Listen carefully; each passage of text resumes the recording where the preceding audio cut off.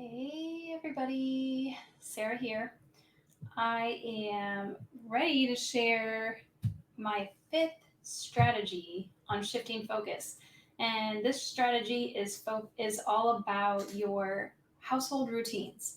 That includes cleaning routines and meal planning routines. So, the very first thing that you need to do to shift your focus on your household and figuring out, where should you be spending your time when it comes to all the chores that you have to do, the best thing to do, the first step, is to write out your goal. Is your goal to have a pristinely clean home? Or is your goal to have a clean enough home that no one's tripping over things? And if you invited someone over, you wouldn't be entirely embarrassed, or you could maybe clean it up a bit more before they got there. A lot of people feel like they have to strive for a perfectly clean home. And so if they can't maintain that, especially if they have kiddos or little tiny kiddos, they just give up altogether. And I have a better solution for that. And part of it is it involved in creating a goal. How clean do you really want your home? And one of the best ways to make it easier to clean your home is to get rid of stuff. Purging, getting rid of things, those things matter. And even consider reading some minimalism books or blogs or watching some minimalism videos. Now, I'm not for minimalism because it's not a fit for our family goals, but we're also not excessive hoarders or collectors of anything. But if you get rid of some things or really rethink what you're bringing into your home, you can save money on stuff that you don't need to buy. Hey, babe, I'm live right now. Hold on, okay? Um, of course. And you can save money on the things that you don't actually need to buy. You can also reduce the amount of stuff that you have to move around to clean because cluttered homes are harder to clean because you're just moving stuff from one space to the other. You're also having to clean around them. So reconsider that. And this was hugely eye opening for me because being a military family, we move a lot. So we store a lot of things that we don't need in this home or we don't need in that home or we don't need right now because the kid, we have one kid that's not quite this age yet. So we store a lot of stuff, and it was eye opening to measure the totes. If you've seen those big Rubbermaid type tubs, we have those. We have a lot of them in different colors, and we label them really well, and we pack them as tightly as we can with stuff that we don't need right now for this period of time in our lives. But I read something and I never forgot it. If you measure that and compare the amount of square footage and cubic space, right? Because the tub is not just flat, it's cubic space that it's taking up.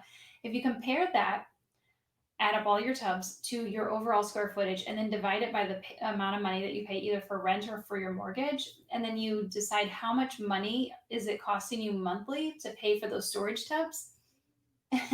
It can be really eye opening. We had a lot of tubs, needless to say. We got rid of them. We downsized a lot of the stuff that we had. It can help you downsize the home that you need too, because if you're like, oh, well, this doesn't have a lot of storage space, then you're going to strive for a bigger home. Now, living space is one thing, but storage space is another. Do you really need a home with ample storage space if you would just get rid of the stuff that you're not actually using? For us, that was definitely, it was time saving, money saving, and space saving. So it was worth it for us.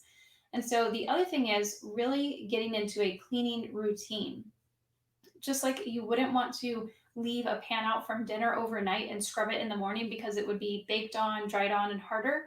You wouldn't want to leave your toothpaste in the sink or your kids' toothpaste in the sink or any other scum that might be building up from day to day use of your home. You don't want to leave that overnight. You want to try to get rid of it every day. Now, I'm not saying going around scrubbing every surface. Well, I am saying scrub every surface.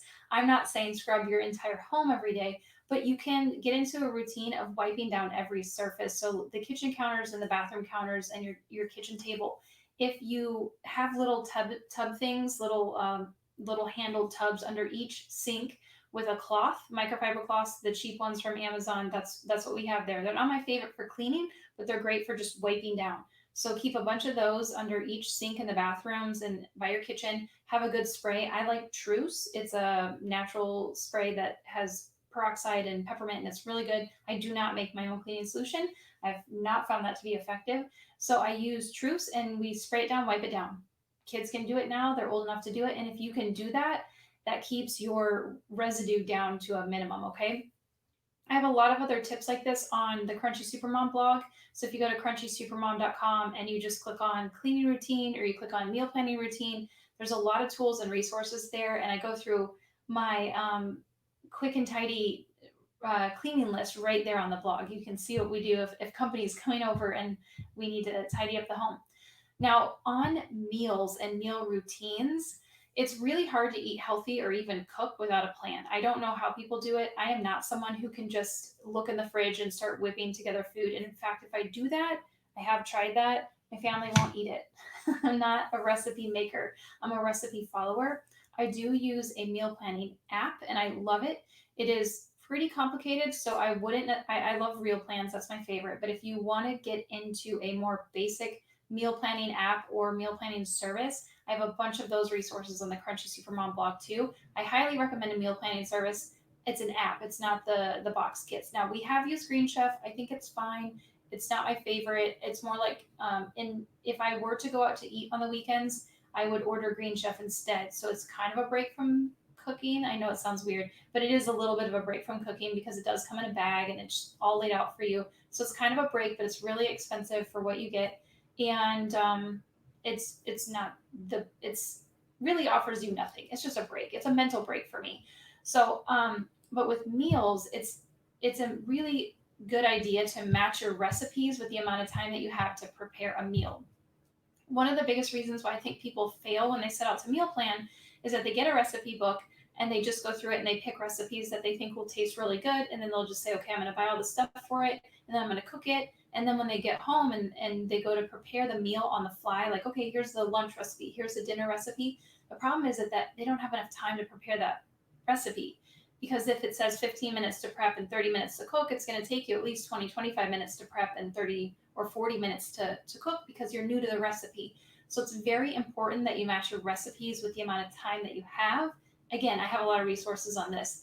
So the other thing that I want to leave you with is enlist the help of the people in your home. If you're spending a lot more time at home, you're going to be making a lot more messes. And anyone who has always homeschooled, just like our family, will tell you that your house is a lot messier because you homeschool. There's a lot more cleaning to be done. There's a lot more tidying, a lot more like paper, little bits of paper that they cut and pieces of tape and glitter. Oh my word, the glitter. It's everywhere. It's always everywhere because we're in our home more.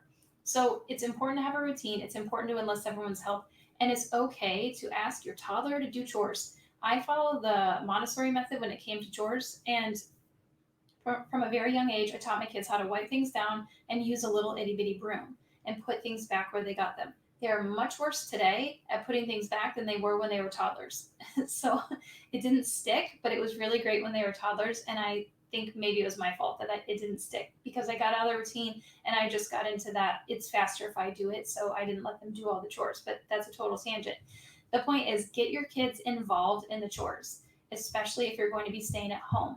Homeschooling requires you to have a chore plan. It requires you to have a meal plan. There is no more winging it, okay? There's no more fending for yourself, and you will need their help. I have all these resources and more, and the time is coming up for me to share with you my entire daily routine, okay? If you haven't seen me post about that, there's a link for it on the Crunchy Supermom blog, or you can comment and I will get you the link. I'm going to be going live and explaining everything that we do and how we do it in our little homeschool routine. So I hope this was helpful. Shifting your focus. You're going to be spending a lot more time together if you guys are choosing to stay at home from the back to school thing and all that stuff. And a lot of these tips will apply to you even if you're not.